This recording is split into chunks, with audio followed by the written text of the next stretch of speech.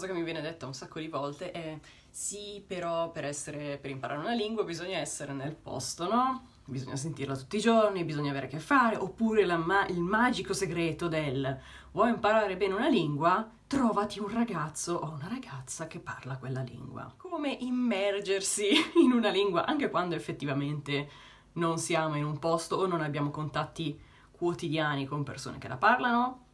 La risposta non è trovarsi un ragazzo. Questa scusa del non posso parlare bene una lingua perché non sono nel posto X mi fa un po' ridere, specialmente perché le tecnologie migliorano di mese in mese, le opportunità aumentano di mese in mese e io ad esempio ero riuscita a imparare l'inglese ed è sicuramente meglio della media dei miei compagni andando in Inghilterra 2 settimane. Ecco, c'è la solita vacanza studio dove sei in mezzo agli italiani, quindi io prima che ci fossero gli iPhone, prima che YouTube fosse così, cioè prima di tutto praticamente, che cosa facevo? Passavo i miei weekend a leggere Omniglot, mitico sito, e a chattare con la gente sui siti di scambio linguistico. Quindi c'era ShareTalk e altri, oppure LifeMocha, eccetera. Ecco, questo è quello che facevo e sono riuscita a farcela con quegli strumenti dell'epoca. Figuriamoci adesso, onestamente. Non consiglierei sinceramente, ad esempio, di cambiare la lingua del cellulare o di cose del genere perché diventa un fastidio inutile, ci complichiamo la vita. Ma ad esempio, ascoltare dei podcast in certi momenti della giornata, tipo io ho imparato tantissimo l'olandese perché mi sono messa ad ascoltare delle cose in certi momenti specifici, quindi erano diventati una specie di parte del mio rito, diciamo. Questo lo facevo ad esempio a colazione, ascoltavo dei podcast di un giornale belga in olandese. Perché? Perché erano dei podcast che erano sufficientemente corti e una cosa che nessuno sa è che su Spotify si possono cambiare le velocità. Quindi non solo si può aumentare, ma si può anche ridurre la velocità. È la stessa cosa ad esempio su YouTube e questo aiuta tantissimo quando stiamo iniziando a imparare una lingua, no? E nessuno ci pensa, quindi pensateci. E trovate anche un articolo su questo in descrizione o da qualche parte, insomma nel video un articolo del mio blog dove vedete altre cose che si possono fare a cui nessuno pensa. Prendiamo il benedetto file che stiamo ascoltando, non capiamo una ceppa, vogliamo sentire, prendiamo un piccolo tablet ad esempio, prendiamo la app di ChatGPT, non so ancora come funzioni da desktop, non riesco a farlo funzionare, ma comunque dalla app funziona. E che cosa fai? Attiviamo la modalità di dettatura, facciamo partire il file e poi dopo chiediamo la trascrizione. Cioè, nel senso, una volta che disattiviamo la modalità dettatura, riceviamo la trascrizione e nel 99,9% dei casi è perfetta. Un'altra cosa che io resto sempre basita quando la gente non lo fa è adattare il proprio feed dei social, perché nel senso bisogna pensare quanto tempo passiamo sui social? Una marea. Quindi vuol dire che se noi siamo immersi nella lingua, cioè se noi dedichiamo questo tempo, oltre ad avere, cioè va bene stare sui social eccetera, ma lo facciamo nella lingua che stiamo cercando di imparare, vuol dire che abbiamo ore ogni giorno in cui noi siamo in contatto con contenuti nella lingua che stiamo imparando. E questo veramente ci vuole niente, nel senso basta iniziare a cercare qualcosa, ad esempio in tedesco, in francese, quello che è, e nell'arco di ben poco tempo vedremo che il feed si traduce automaticamente perché è magia dell'algoritmo. E uno dirà, sì, ok, questo però è tutto passivo, cioè stiamo solo ad ascoltare. E come facciamo a parlare? Allora, quando abbiamo un piccolo post sui social, un reel or whatever, tocchiamo la parte dei commenti, apriamo commenti e vediamo. E ad esempio lì, che? Cioè, nel senso, ci vietano di parlare, ci vietano di interagire perché siamo stranieri? No. Non sappiamo cosa dire? Ci informiamo, quindi uno si informa su certe cose, cerca di integrarsi appunto, di sapere, semplicemente facciamo lo sforzino, andiamo a cercarci di che cazzo stanno parlando le persone, insomma, nel tal video, eccetera. Che è molto interessante tra l'altro per avere dei riferimenti diciamo di cultura generale che poi ci possono aiutare se un giorno poi andiamo ad abitare effettivamente nel posto X, tutte queste cose, cioè dato che la gente passa un sacco di tempo sui social, i social sono diventati la nuova televisione, quindi essere al corrente di che cosa succede sui social e riuscire quindi ad esempio a capire eventualmente certe battute o altro, specialmente tra i giovani eccetera, è molto importante per farsi riconoscere come uno della tribù. Cioè, io ho 32 anni e quindi posso essere un po', diciamo, vecchia per il target di TikTok, ma se, dato che lo uso comunque parecchio, se qualcuno arriva e mi dice delle battute che ha sentito da TikTok o cose del genere, io dico, wow, ok, siamo della stessa barca, cioè tu sai che cosa vivo, come vivo, eccetera. Perché secondo me integrarsi è la cosa migliore da fare, invece che passare anni a dire le amicizie all'estero non sono come quelle che c'erano in Italia, oppure le amicizie all'estero sono solo superficiali, oppure le amicizie all'estero non sono la stessa cosa perché a un certo punto tutti se ne vanno e quindi si perde la gente per strada. Sì, se stai con gli stranieri, sì. Di solito se stai con i local, no, perché i local non si spostano. Quindi dobbiamo pensare, vogliamo qualcosa, vogliamo quale tipo di amicizia vogliamo? Io volevo qualcosa che fosse profondo, volevo avere persone che dico, se ho bisogno di una mano, io posso contare su qualcuno anche là, crearmi una mia famiglia anche là, ma che non se ne torna al paese loro, ad esempio per Natale o per altre cose, insomma. Quindi vuol dire i local. Io sono in Belgio, dobbiamo avere i riferimenti culturali di queste persone. No, non sono loro che devono insegnarci, eccetera. Non è che dobbiamo essere adottati come dei bambini. No, siamo noi che dobbiamo fare il primo passo. O seguendo la televisione, dipende un po' dall'età, ovviamente. Se uno vuole avere a che fare con i giovani, vuol dire i social. Social. Per immergersi molto di più ancora nella cultura locale, quindi è vedere i commenti, vedere le battute, diciamo, capisco la battuta? No. Se non la capisco, non è che dico, non la capisco, no, vado a cercare, perché non la capisco? Google è lì, gratis, se non vogliamo usare Google, prendiamo la battuta, facciamo la copia del commento, mettiamolo su ChatGPT e diciamo, spiegami questo commento, spiegami a che cosa fa riferimento, e ChatGPT molto probabilmente dà la risposta corretta. Manca tanto, è proprio un po' lo spirito di iniziativa.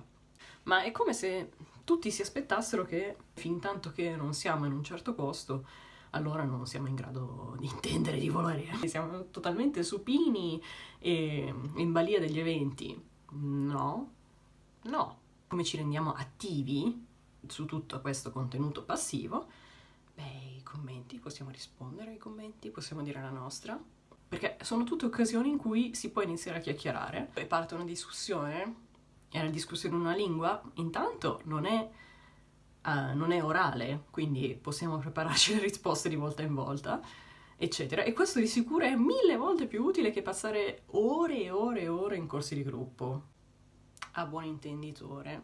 Quindi si inizia prima a scrivere e dopo magari si passa a parlare. E come si parla? Io nel 2010, più o meno, 2010 avevo 17 anni, 16-17 anni. Nel 2010 io volevo imparare l'ungherese. Abitavo a Lecco, non potevo andare a Milano da sola. A Lecco ovviamente gli ungheresi non ce n'erano, non esisteva, cioè YouTube non era così sviluppato come adesso, non c'era ChatGPT, Google Translate non era affidabile, non c'erano i tablet, non c'erano gli smartphone, non c'era niente, ma come facevo? Io avevo bisogno di parlare in ungherese con qualcuno, non avevo nessuno, sugli scambi linguistici o non volevo parlare perché comunque avevo bisogno di tempo per riuscire a parlare fluentemente, insomma, perché se no chattavo sempre per iscritto e quello mi veniva ovviamente molto più semplice. Che cosa ho fatto? Ho fatto dei video su YouTube che trovate tuttora se scavate un po' nel mio canale. Io parlavo in questi video di cose che mi interessavano, che all'epoca era ad esempio parlare della grammatica italiana in ungherese. Io mi preparavo dei PowerPoint, non avevo ovviamente non sapevo usare la webcam del computer, cioè siamo veramente all'epoca della preistoria.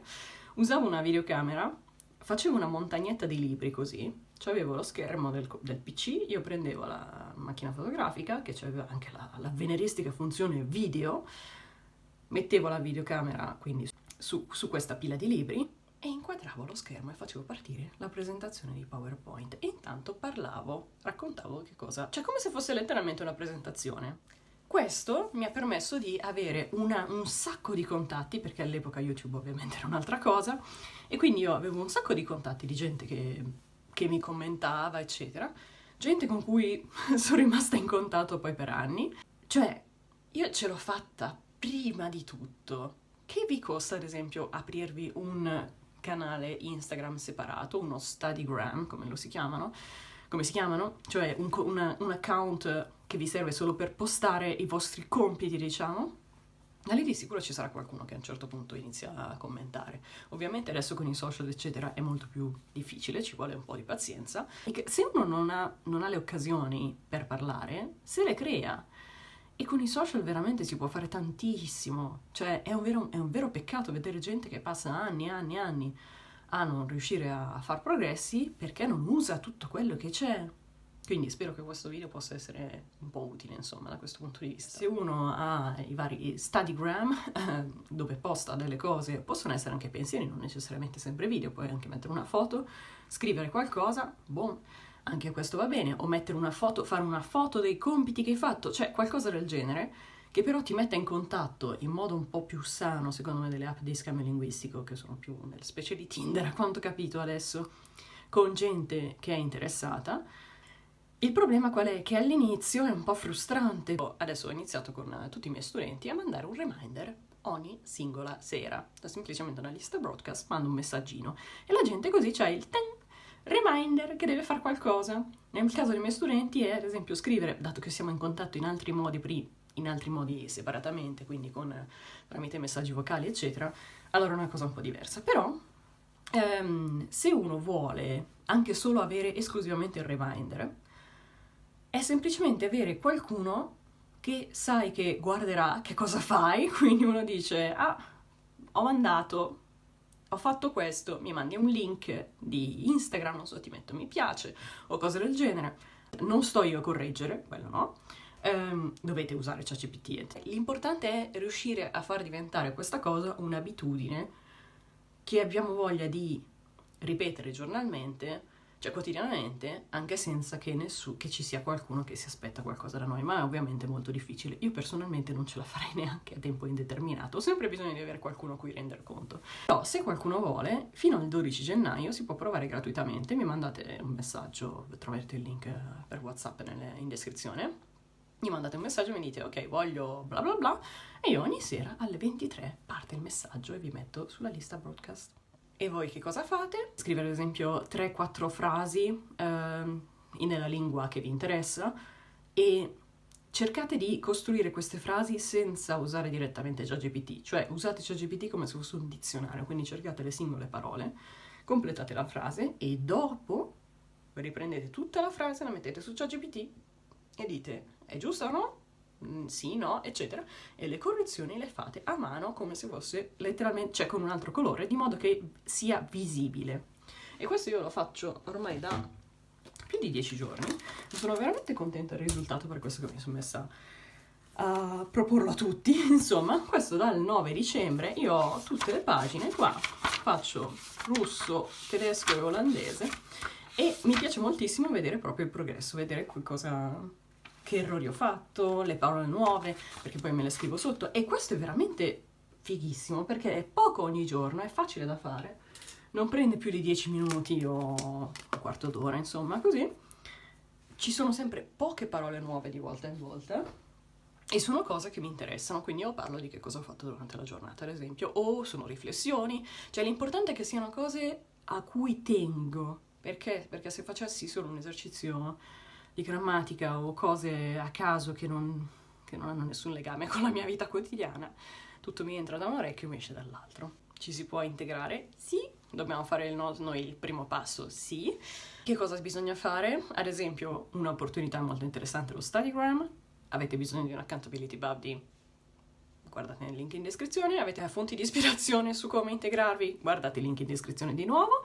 E se volete provare, fino al 12 gennaio c'è sia l'accountability buddy oppure potete anche chiedere qualcosa di più con il mio programma mensile, dove invece oltre a questa cosa dei reminder quotidiani ci possiamo sentire anche con degli esercizi da fare via messaggio vocale e io lì invece vi correggo, vi mando degli esercizi sugli errori eccetera, ma è un lavoro molto più complesso ovviamente.